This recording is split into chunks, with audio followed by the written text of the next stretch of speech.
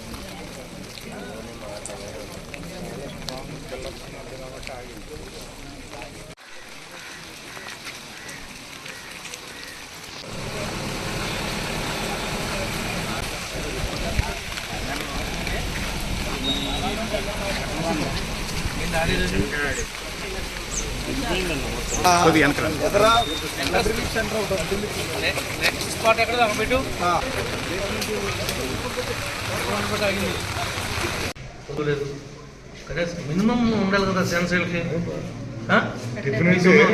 Tiffin tea కూడా ముఖ్యమంత్రి గారు ఏం చెప్తున్నాడు చూసుకోగలరు సార్. ఆర్డీఓ గారు మీరు ఇట్లా చేస్తే ప్రభుత్వానికి చెడ్డ పేరు వస్తుంది కదా. మంత్రి గారు వచ్చి ఇంట్లో ఎవరు వచ్చింది వచ్చేప్పటికి అన్ని కరెక్ట్ చేయాలి కదా. మీరు మన ఇళ్ళలో జరిగితే మేమేమా బాధ్యతగా పెట్టండి.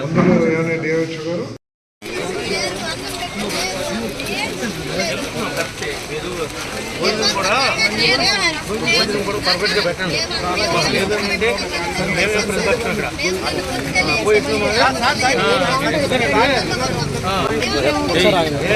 పోతుంది. గవర్నమెంట్ ఇస్తుంది ప్రమాణం పెట్టారు. ఇంకా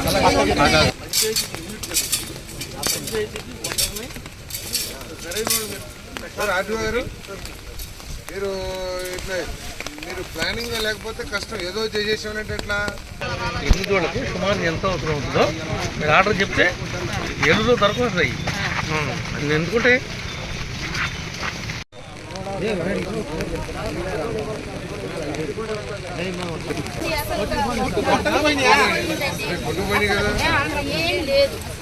ఏం బాగలేదు.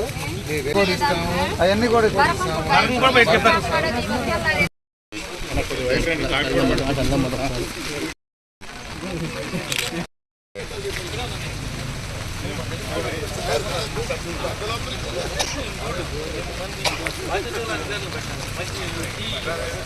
ఎక్కడ లోటు లేకుండా చూడండి.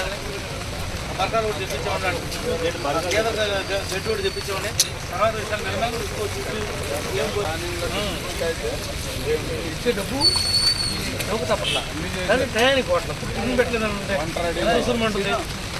ప్రాణం పక్కనేమో ఆస్తులు పోయి పక్కనేమో వాన వండుకుంటాక లేదు. మనం పెట్టేదా టైంకి పెట్టాలి. ఇబ్బంది వచ్చేస్తున్నాయి మేడం.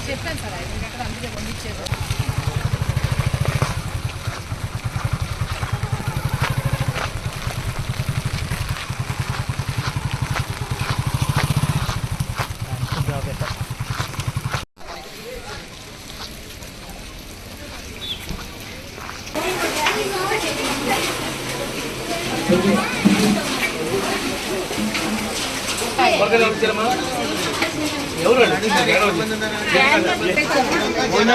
ఏమేం కావాలి మీకు? ఏమేం కావాలి చెప్తా. బంగాళదుంపలు కావాలి సార్. ఇంకా తర్వాత వంకాయలు చెప్పేమో. తర్వాత టమాటాలు కావాలి సార్. సాల్ట్ కావాలి. ఎంత కావాలి? కాదమ్మా ఇంకా 3 రోజులు సరిపడా. నీకు ఏమేమి కావాలో చెప్పు. 400 మందికి సరిపడా ఉప్మా రవ్వ ఒక 2 బస్తాలు రండి. ఉప్మా రవ్వ 2 బస్తాలు రాయండి. 250 లీటర్లు 200 లీటర్లు కందిపప్పు.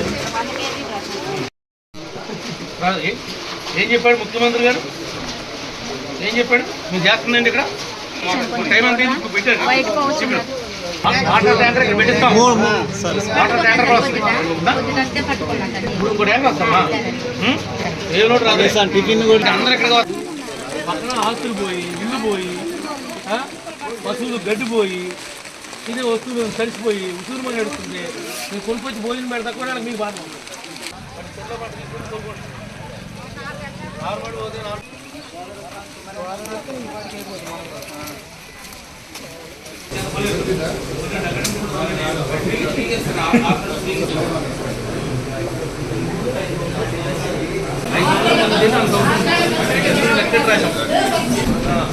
ఎవరికి ఆకలితో పడుకోకూడదు చూసుకోండి.